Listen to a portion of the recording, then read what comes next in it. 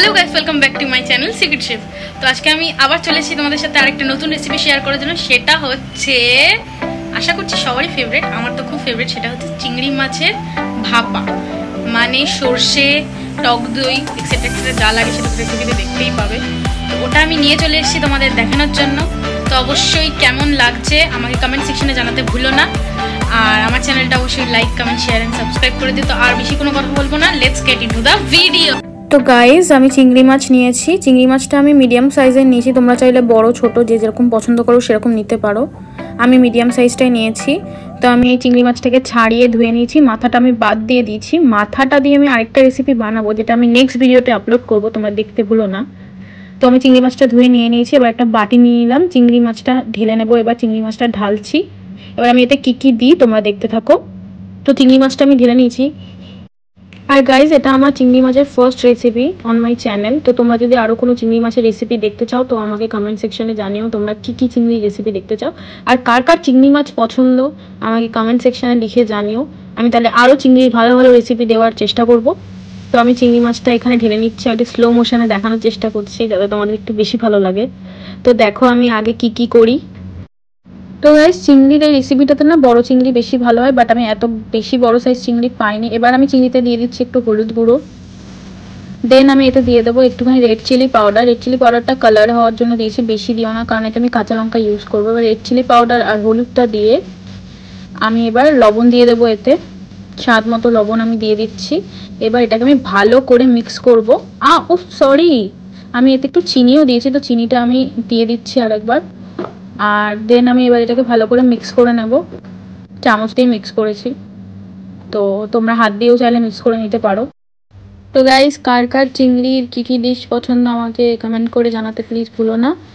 তো চিংড়ি মাছটা আমার একদম মিক্স করা হয়ে গেছে। এবার আমি এতে কী কী মশলা অ্যাড করছি সেটা তোমরা দেখো, আমি বলে দিচ্ছি। তো আমি নিয়েছি কাঁচা লঙ্কা আর সাদা সর্ষে। এবার এটাকে পেস্ট করে নেব। তো আমি এটাকে এবার পেস্ট করে নিলাম মিক্সিতে, কাঁচা লঙ্কা আর সাদা সর্ষে। এই দুটো জিনিসের পেস্ট আমার করা হয়ে গেছে, আমি বাটিতে নিয়ে নিয়েছি এটা। এরপরে আমি এতে একটুখানি তোমার দিয়ে দেবো হচ্ছে কালো সর্ষের পেস্টটা, যেটা আমি আগে করেছিলাম, দেখাতে ভুলে গেছি। তো দুটো একসাথে মিক্স করে নিয়েছি আমি।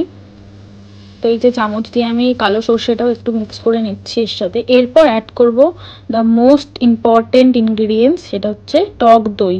টক দইটাও আমি এই মশলার মধ্যে একসাথে মিক্স করে নিচ্ছি। টক দইটা দিয়ে আমি ভালো করে এই মশলাটাকে ফেটিয়ে নেব। তো দেখো কিভাবে আমি ফেটাচ্ছি। তো পুরোপুরি একদম মিহি করে ফেটাবো না।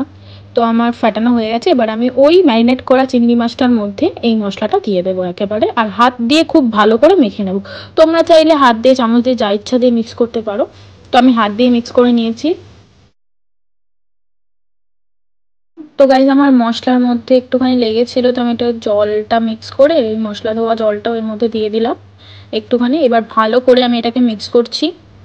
তারপর আগে দেখতে থাকো, পুরো ভিডিওটা দেখো, কোনো জায়গা স্কিপ করো না, তাহলে বুঝতে পারবে না।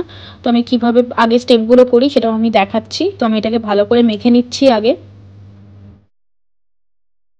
আর গাইস, তোমরা চাইলে এতে একটু নারকেলের দুধও ইউজ করতে পারো, বাট আমার কাছে বাড়িতে আজকে নারকেল ছিল না, তো তার জন্য আমি ইউজ করতে পারিনি। তোমরা চাইলে এতে একটু নারকেলের দুধও ইউজ করতে পারো, তাতে করে টেস্টটা আরও খুব ভালো হয়। তো তোমরা ট্রাই করো, কেমন হয় বলো। আর এরপর দিয়ে দিচ্ছি কাঁচা লঙ্কা, চিড়ে রাখা কাঁচা লঙ্কা আমি দিয়ে দিচ্ছি এর উপরে।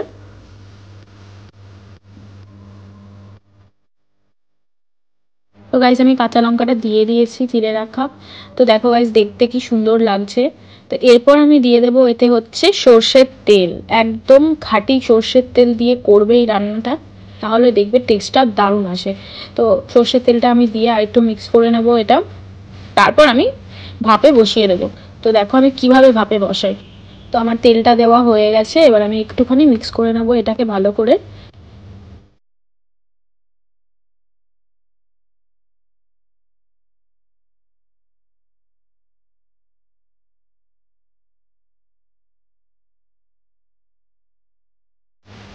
আমার এটা মিক্স করা হয়ে গেছে। এবার আমি এটাকে ভাপে বসাবো। তো আমি এবার কড়াই নিয়ে নেবো, কড়াইতে এবার একটা স্ট্যান্ড বসিয়ে নেবো আমি। তো কড়াই নিয়ে নিয়েছি, এবার একটা স্ট্যান্ড মতো আমি বসিয়ে নিচ্ছি। এবার দিয়ে দিচ্ছি এতে জল।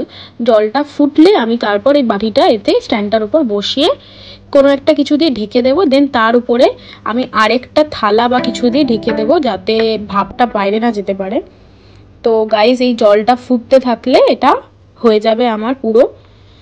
তো আমি থালাও একটা চাপিয়ে দিয়েছি। এবার এইভাবে, তো গাইজ আমার এটা অলমোস্ট হয়ে গেছে। আমি এবার খুলে তোমাদের দেখিয়ে দেবো কেমন হয়েছে। তো দিস ইজ দ্য রিজাল্ট।